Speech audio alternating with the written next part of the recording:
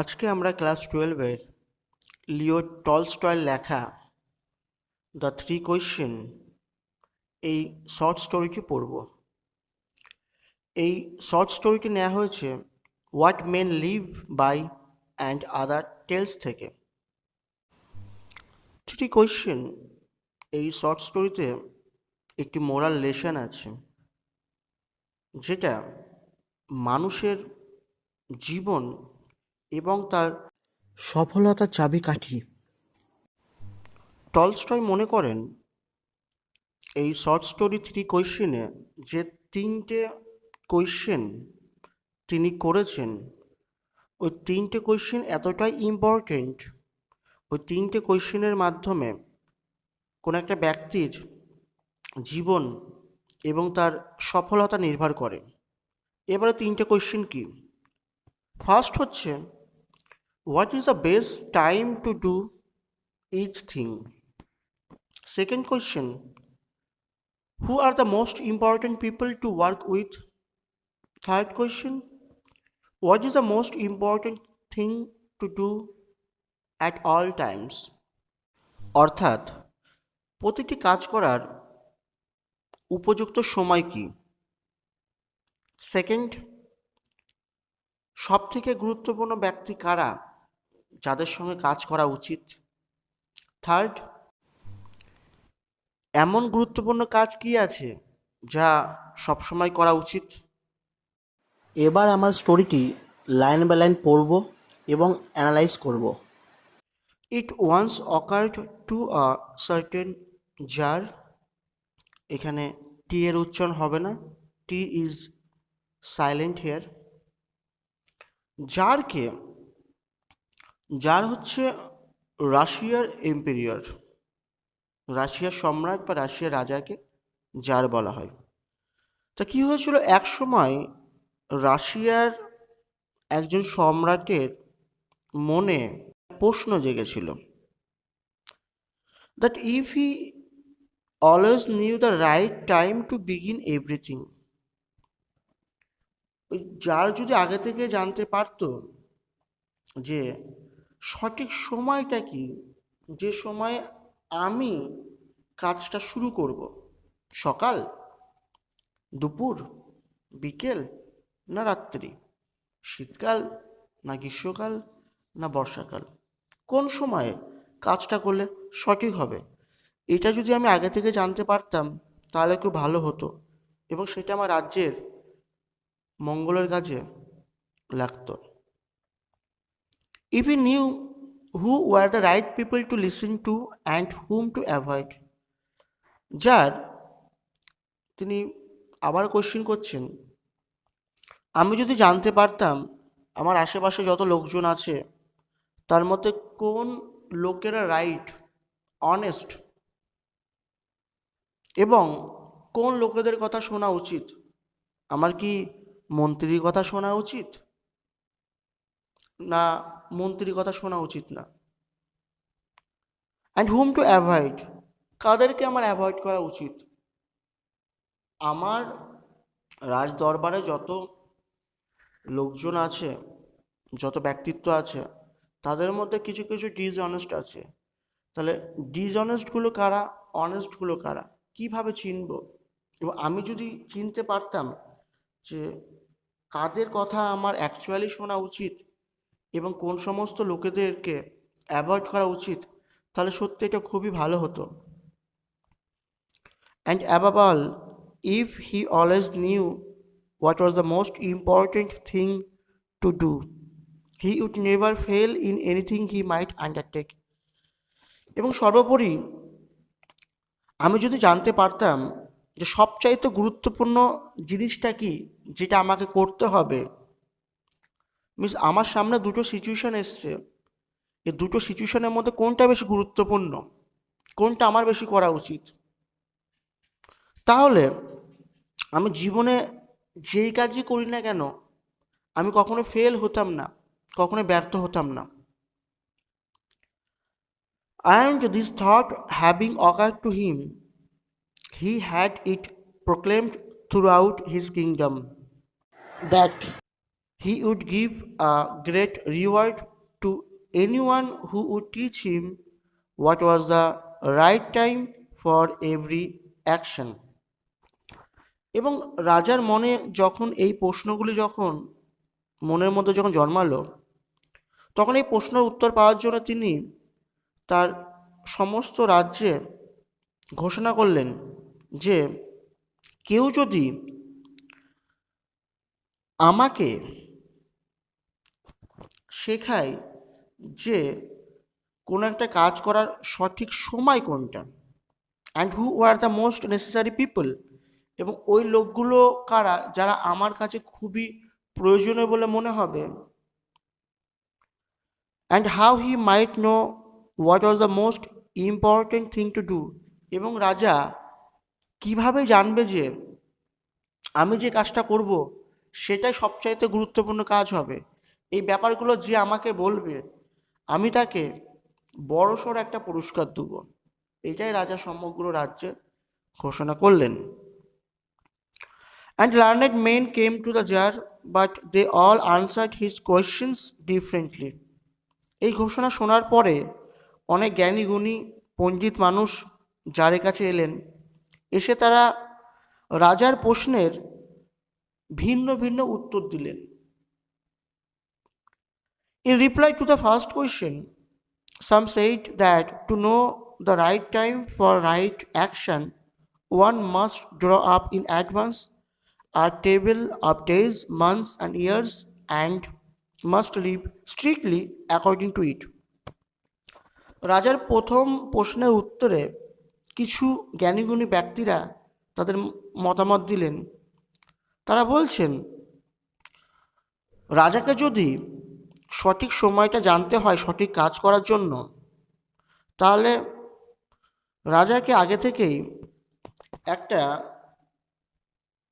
Table তৈরি করতে হবে, যে টেবিলে প্রত্যেকটা দিনের উল্লেখ থাকবে, প্রত্যেকটা মাসের উল্লেখ থাকবে, প্রত্যেকটা বছরের উল্লেখ থাকবে, এবং সেখানে লেখা থাকবে এই সালের এই মাসের এত তারিখে এই কাজটা করা হবে, এবং যে ডেটগুলো পড়বে সেই ডেটে যে কাজটা লেখা আছে সেই কাজটা স্ট্রিক্টলি করতে হবে।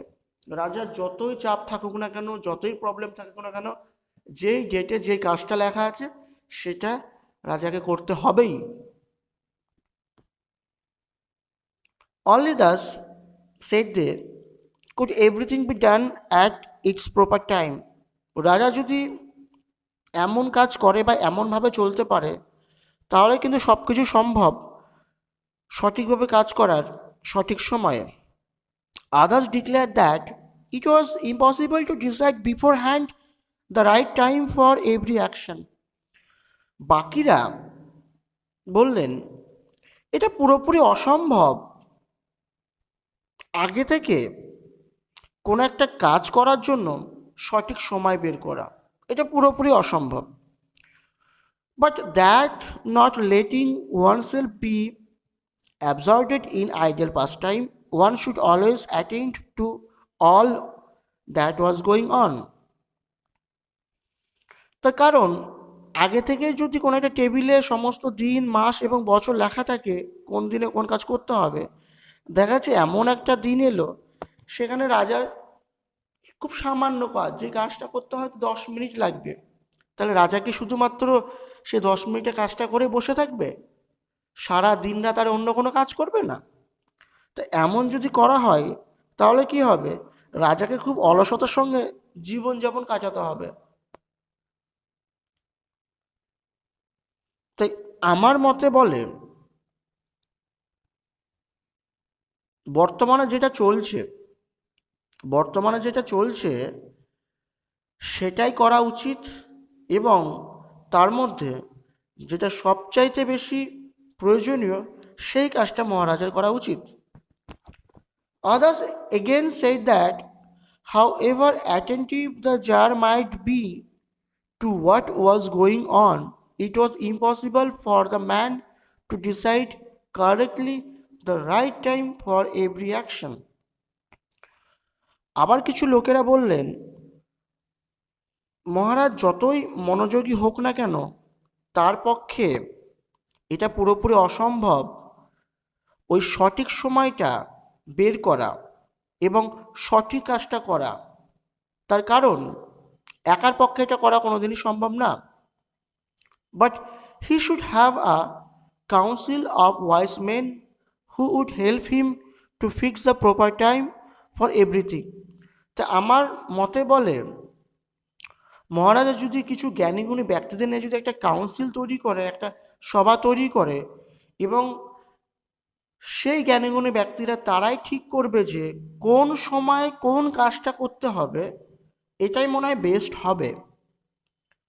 But then again others said there are something which could not wait to be laid before a council.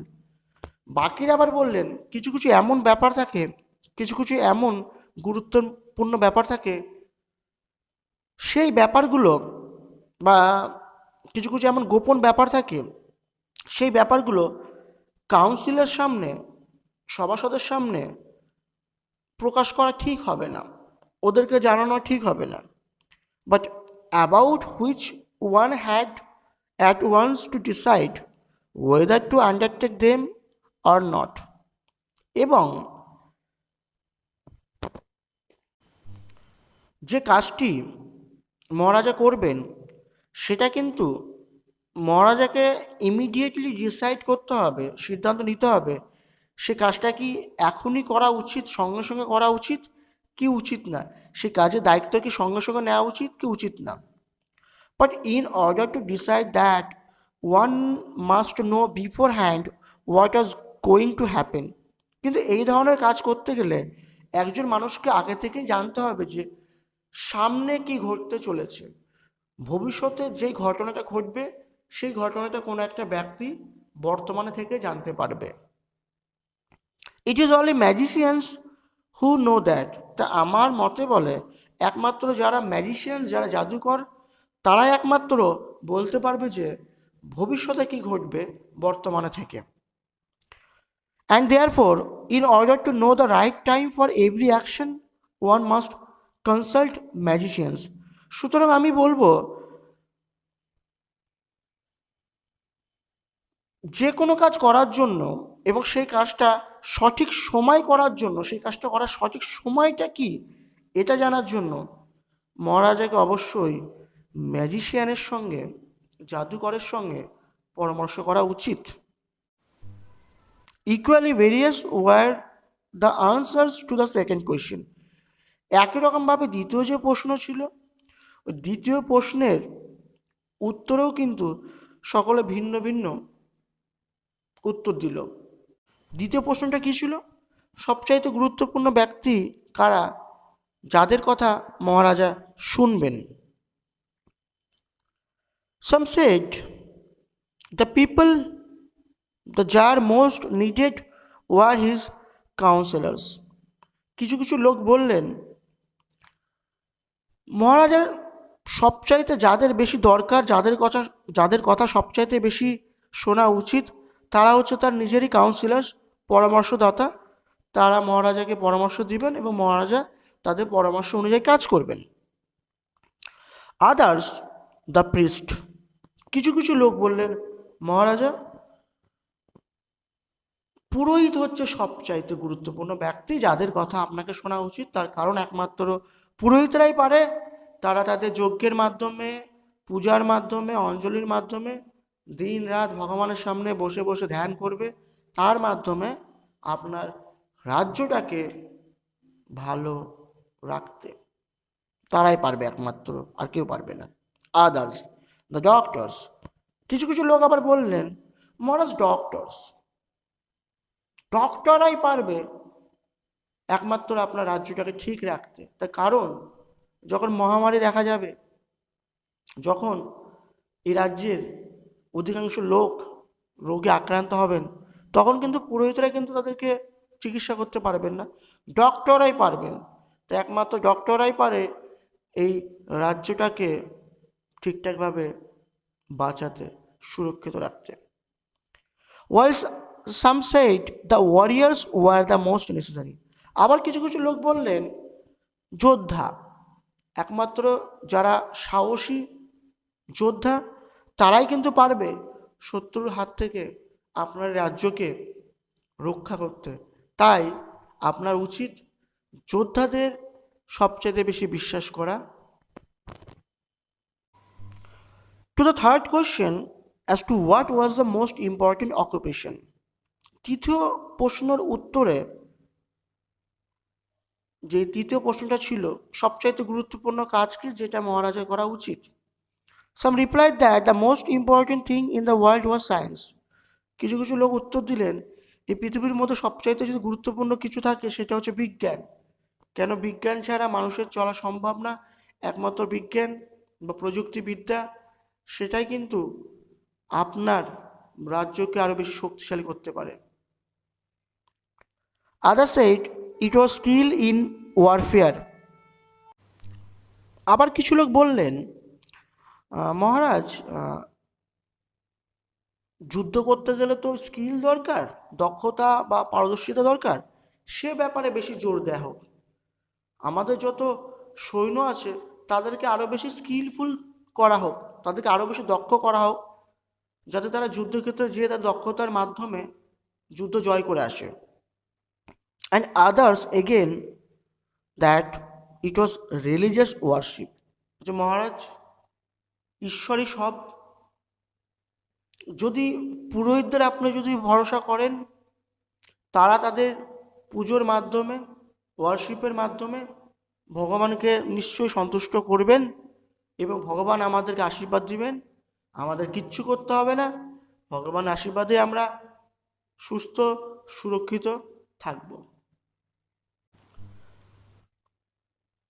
All the answers being different, the jar agreed with none of them and gave the reward to none. যেহেতু মহারাজা যে প্রশ্নর উত্তর পেতে চেয়েছিল সেই উত্তর পায়নি, যত উত্তর দেওয়া হয়েছিল সব উত্তরগুলো আলাদা আলাদা, তা যার তাদের কারোর উত্তরেই একমত হলেন না, কারোর উত্তরে রাজি হলেন না, এবং তিনি যে ঘোষণা করেছিলেন যে ভালো কিছু পুরস্কার দেওয়া হবে যার উত্তর বেস্ট মনে হবে, তাই যেহেতু যারের কারোর উত্তরই বেস্ট মনে হয়নি তাই তিনি পুরস্কার কাউকে দেয়নি। But still wishing to find the right answers to his questions, কিন্তু যার এখনও ভাবছে যে কিভাবে আমার প্রশ্নের সঠিক উত্তর পাওয়া যায়, he decided to consult a hermit widely renowned for his wisdom. যার এবার তিনি সিদ্ধান্ত নিলেন যে তিনি একটা হারমিটের সঙ্গে কনসাল্ট করবেন, তার সঙ্গে পরামর্শ করবেন, তার ব্যাপারে তিনি অনেক দিন আগেই শুনেছিলেন এবং সে হারমিট নাকি তার জ্ঞানের জন্য নাকি চারিদিকে বিখ্যাত। The hermit lived in a wood which never quitted. সন্ন্যাসী তিনি একটি বনে বাস করতেন, যেই বন থেকে তিনি কোনোদিনই বেরিয়ে আসেননি, সারাটা জীবন তিনি বনেই থাকেন। And he receive none but common folk, তিনি কোনো হাইফাই লোকের সঙ্গে সাক্ষাৎ করেন না, তিনি শুধুমাত্র যারা সাধারণ মানুষ তাদের সঙ্গে সাক্ষাৎ করেন এবং তাদের সঙ্গে কথা বলেন। So the tsar put on simple clothes, তাই যার রাজার পোশাক আশাক ছেড়ে সাধারণ মানুষের পোশাক আশাক পরলেন। And before reaching the hermit's cell dismounted from his horse, হারমিটের কুঠিরে পৌঁছানোর আগেই তিনি তার ঘোড়া থেকে নামলেন। And leaving his bodyguard behind went on alone, এবং তিনি তার বডিগার্ডদের বললেন তোরা সকলে এখানেই থাক, আমি একাই যাচ্ছি হারমিটের সঙ্গে দেখা করতে। When the jar approached, the hermit was digging the ground in front of his hut. যার যখন হারমিটের কুঁড়েঘরের সামনে পৌঁছালো তখন যার দেখতে পাচ্ছে হারমিট তার কুঁড়েঘরের সামনে মাটি খুঁড়ছে। Seeing the jar, he greeted him and went on digging. জারকে দেখার পরে হারমিট তাকে গ্রিট করলো, তাকে অভিনন্দন জানালো এবং মাটি খোঁড়ার কাজ করতে থাকলো। The hermit was frail and weak. Tsar দেখছে হারমিট খুবই দুর্বল এবং খুবই পাতলা।